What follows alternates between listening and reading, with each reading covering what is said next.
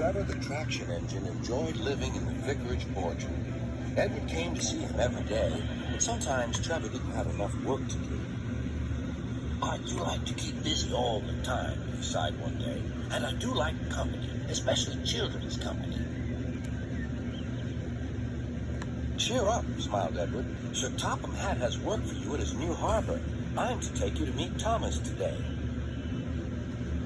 Oh, exclaimed Trevor happily. A harbor, the seaside, children, that will be lovely.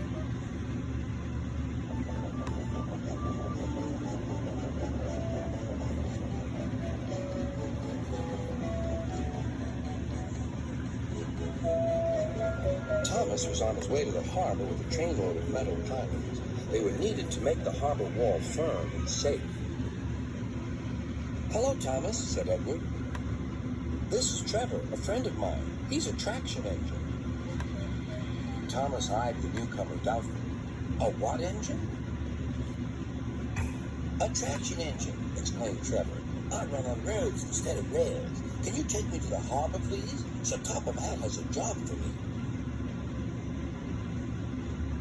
Yes, of course, replied Thomas, but he was still puzzled. Workmen coupled Trevor's car to Thomas's train, and soon they were ready to start their journey.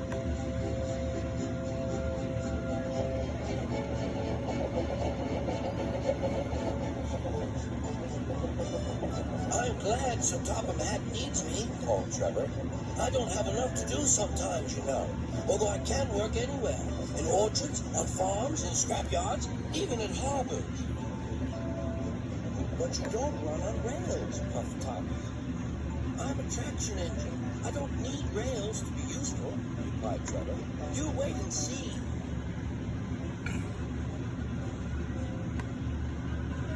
When they reached the harbor, they found everything in confusion.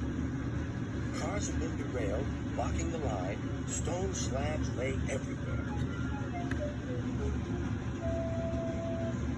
We must get these pilings passed, said Thomas's driver. They are essential. Trevor, we need you to drag them around this mess. Just the sort of job I like, replied Trevor. Now you'll see, Thomas. I'll soon show you what traction engines can do. Trevor was as good as his word. He dragged the pilings clear with chains and told them into position. Who needs rails? He muttered cheerfully to himself.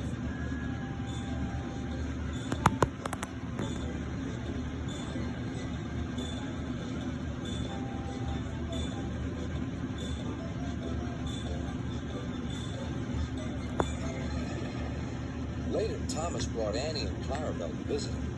Thomas was most impressed. Now I understand how useful a traction engine can be.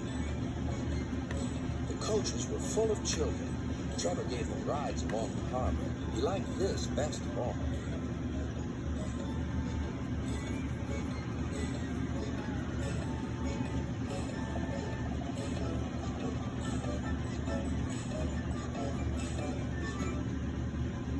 He's very kind, said Annie.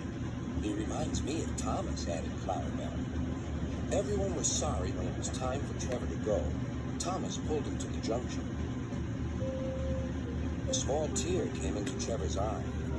Thomas pretended not to see. He whistled gaily to make Trevor happy. I'll come and see you if I can, he promised. The vicar will look after you, and there's plenty of work for you now at the orchard. But we may need you again at the harbor someday. That would be wonderful, said Trevor.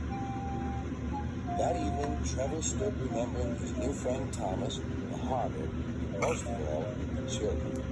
Then he went happily to sleep in the shed at the bottom of the orchard.